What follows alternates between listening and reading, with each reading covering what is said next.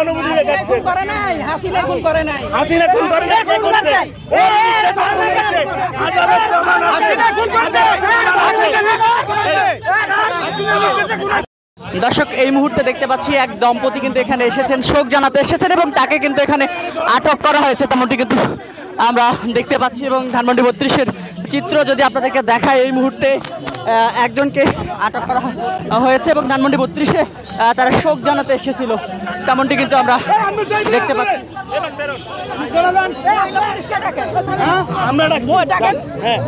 আপনি চলে যান,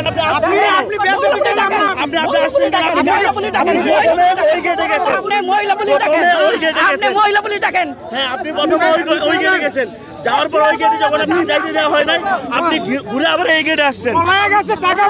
উনি ফুল দিতে আসছে, উনি আরো 4 জন পুরুষ নিয়ে আসছে। প্রথম ওই দিক দিয়ে ঢুকতে দেওয়া হয় নাই, পরে এই দিকে আসছে। দর্শক, আপনাদেরকে দেখাচ্ছিলাম এখানে ফুল দিয়ে শ্রদ্ধা নিবেদন করতে তিনি এসেছিলেন ধানমন্ডি 32-এ এবং তাকে কিন্তু এখানে আটক করা।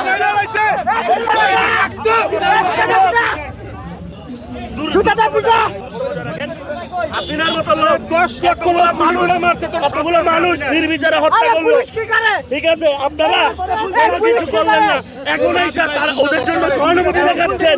কিসের সহানুভূতি দেখাচ্ছেন? হাসিনা খুন করে নাই, হাসিনা খুন করে নাই, কে করছে? হাজারো প্রমাণ আছে।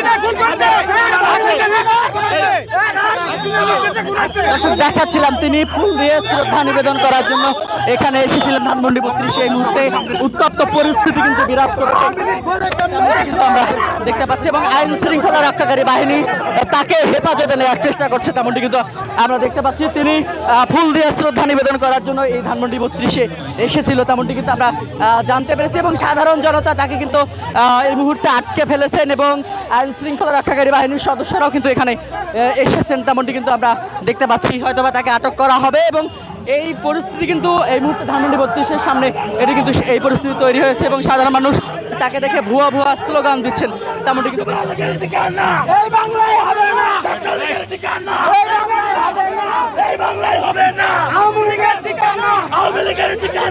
এক নারী কিন্তু তিনি ফুল দিয়ে শ্রদ্ধা নিবেদনের জন্য এখানে এসেছিলেন তেমনটি কিন্তু আমরা দেখতে পাচ্ছি এবং নারী পুলিশ সদস্য তাকে কিন্তু হেফাজতে নেওয়ার চেষ্টা করছেন তেমনটি কিন্তু আমরা দেখতে পাচ্ছি এবং আপনাদেরকে সেটি কিন্তু দেখাচ্ছিলাম এই মুহূর্তে।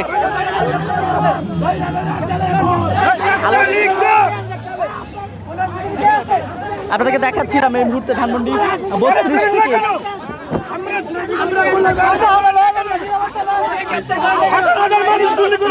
কারেন্ট আবার দেন।